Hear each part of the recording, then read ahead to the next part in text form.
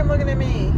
He didn't do nothing. All right, you guys, it is 4 a.m. and I am going on a road trip today, all the way from Maine to New Jersey, Oakland, New Jersey, to be specific. I have to meet a client there and then turn right back around and go home. So Tesla says I'm going to be there at 9:40 a.m. My target is 10 a.m. It says I have to stop twice in Charlton, Mass, in Greenwich, Connecticut. First stop is going to be for 15 minutes and the second stop only for 10. So that's pretty crazy. Only a 25-minute in total stop to get there.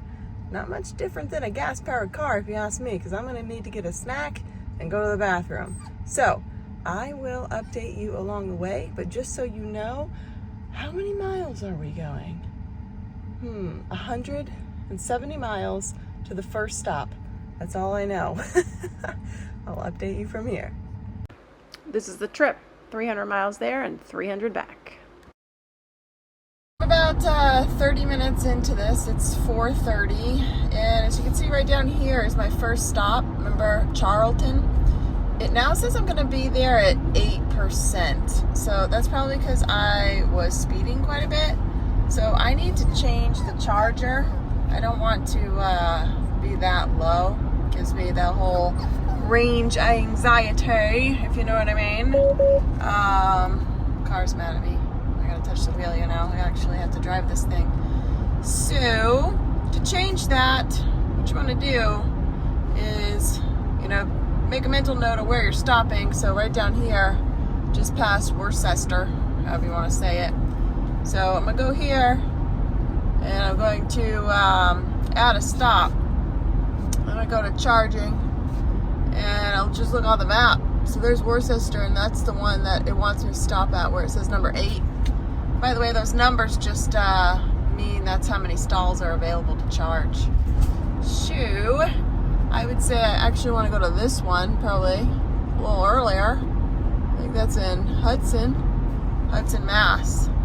So I am going to add that, and then it's going to recalculate everything here. See, now it wants me to go to Hudson, and I'll be at 34% apparently when I get at Hudson, but if I keep speeding like I tend to do, it'll probably be less than that. So see, for the full route you got to go down like this, so Hudson, and then it wants me to go to Greenwich, and I'll be at 15% when I get there. So I mean, sometimes when you're driving this thing, you gotta figure out your route and change things up depending on how you drive, or weather permitted, or I don't know, whatever. So that's the new plan. And so check it out, we are cruising along. One little tip for you, if you're in the autopilot, which that is what I'm in, ride in the middle lane if you can. If you've got 3 lanes, that's the best option. I guess over, you know, your right lane, or if you're in 2 lane. Because the right lane, what happens is when you get to exits, you know, the road kind of veers, you know, the little lines go away. So the car has a hard time reading what's going on. Is it getting off the exit, or is it going to go straight? So it oftentimes does this back and forth thing, like it's confused, like I don't know, which way am I going to go?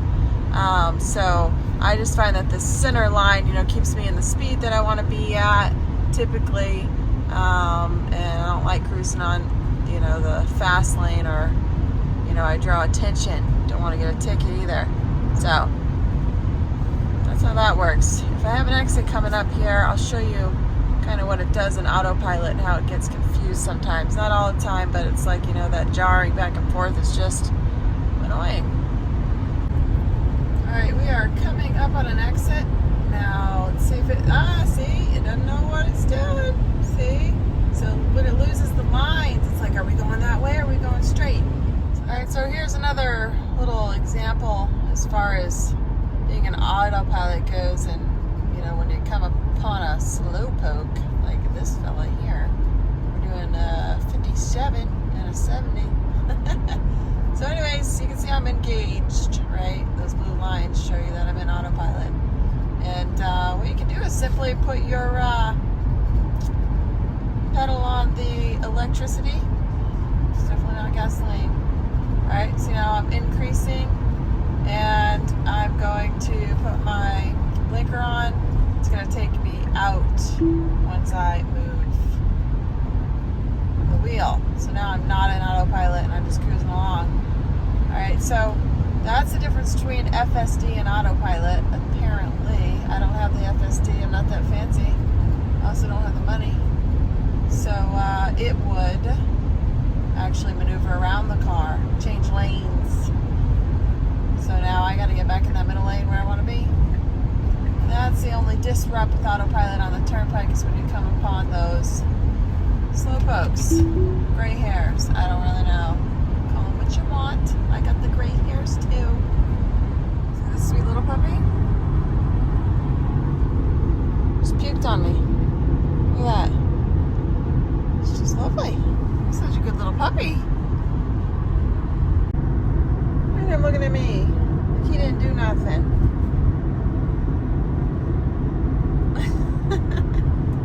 Poor little fella.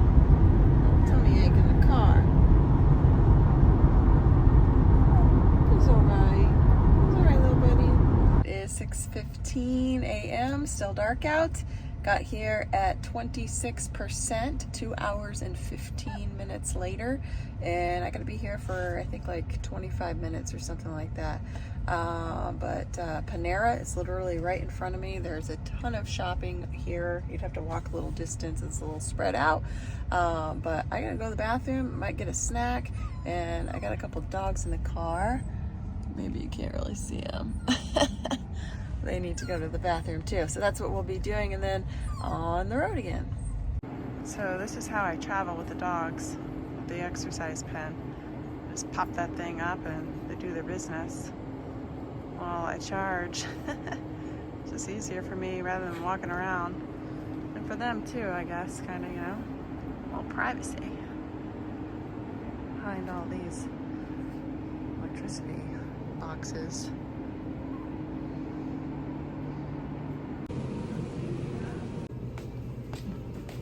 So this is the parking lot. And all the other shopping places are over there. So Panera here, but I gotta walk around the building to the back to get to the chargers. As you can see, the red over there. All right. So it's a little jot, but not much.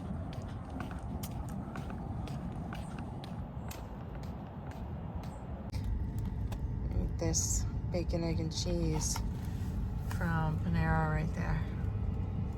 I'm charging here.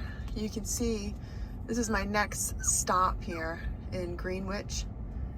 Bring it a little bit closer. And down here, where I'm at 61% currently, it's saying that I'll be negative 1% when I get there. So obviously I need to charge a bit more. But anyways, I'll watch that there, and I'll definitely want to be more like 20% before I leave here. That's where I'm comfortable getting at the next charger, about 20%. So I can basically speed if I want to. So I'll probably need to be about 85% or so before I leave here is the plan. So it is actually light outside now. I've been here for 30 minutes, and I decided that I'm going to go to North Stamford, Connecticut instead of Greenwich. I'll get there at 19%, and I'm at 86% now. So I'm gonna unplug and get on the road, and I'm still on track. I'm gonna be where I need to be at 10 o'clock. I am heading out of here. Oh, there's a market basket over there.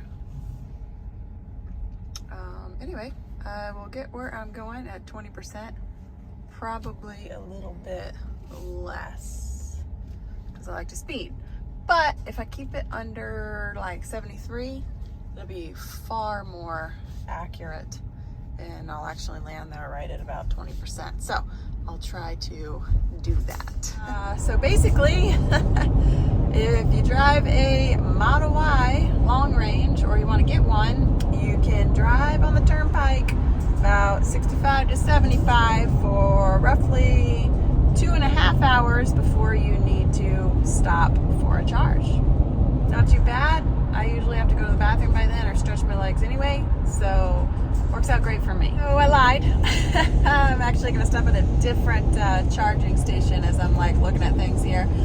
This one in Darien, if I'm saying that right, in Connecticut, is literally just off the turnpike or like on the turnpike, versus having to get off and do like a 2-minute detour. So I'll be at about 20%, it says, when I get there, and I got 2 hours and 8 minutes left to go. So again, it's about a 2 hour and 15-minute drive. You can definitely push it to about 2.5 hours, but you know, the range anxiety is like a thing for me. So I try to get to my charging stations at 20%, or not far off from there. Alrighty, so we'll see you in Darien, unless I think of anything else to talk at you about from now until then.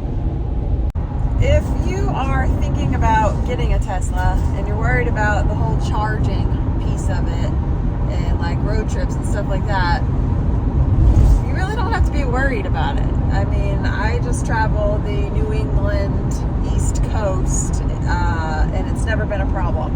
And I've gone all the way up to northern Maine, okay? So basically, I go with no plan. I just plug in the address where I'm going, and the car tells me where I need to stop to get energy, to charge. So it's pretty easy. And you can change those spots really easily too. And I mean, like you saw, I just changed one of them here a minute ago. So, I mean, you really don't need this huge plan. It doesn't have to be all thought out. There are a ton of chargers on the road, superchargers, and you just don't have to worry about it. For me, it's never been an issue, not yet anyway. So I do plan on still doing these, work trips and traveling and stuff in the wintertime, and I know that that can affect the range some. So I'll definitely be vlogging about that to let you know if there's any real differences and whatnot. But so far, it's just not a problem. Not a problem for me. The time, the stopping, any of it. I rather enjoy it, to be honest with you. All right, so there are my thoughts from there to here, or here to there. See you in a bit. So here I am at the Darien stop. Whole bunch of Tesla chargers here. Be here for I don't know how long. I'll report back to you in a minute. So I am all plugged in, and I'm gonna show you what I do here, because these long trips that I typically take, I am going right back where I came from. So because I know there's a charger here, I'll take out my destination and put it back in, and then down at the bottom it'll show me if I were to do a round trip, what my percentage would be if I get back to this charger. So I don't have to mess around looking for where to go next. I can just kind of play it by ear and know that I have enough to at least get back here and continue north back home. So as you can see, I've got the address in here. What I did is I took it out, put it back in, and then if you go all the way down, it shows that if I do a round trip, I'll be at 30% when I get back. I'm at 74 now, and I just unplugged. So I just like to do this because I know there's other chargers, but I know at least I can get back here at 30% enough charge. So that's kind of how I play this, game when I travel, going to one place and then all the way back home. All right, so I got to where I was going, got there about 10:30, and now I am on my way back. Put in my address, of course, and it looks like I've got an hour and 10 minutes drive to Fairfield.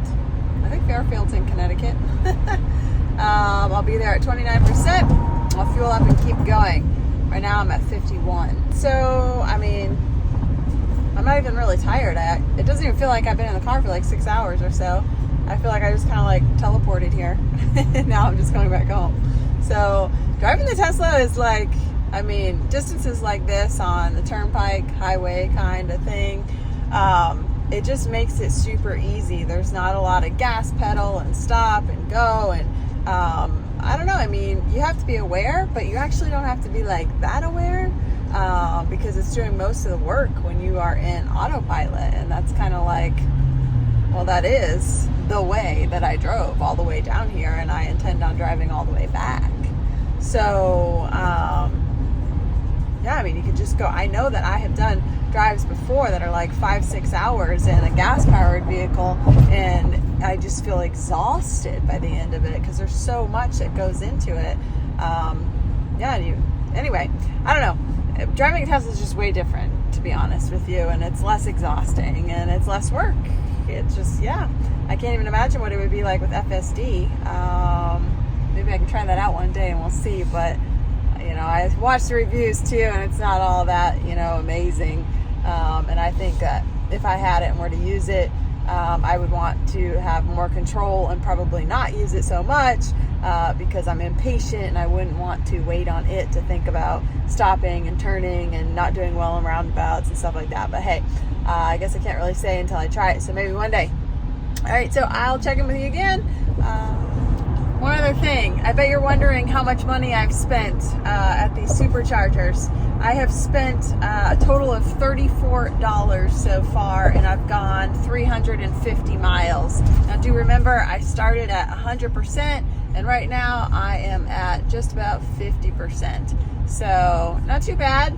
I should spend somewhere around $60 round trip, and that's about 600 miles total.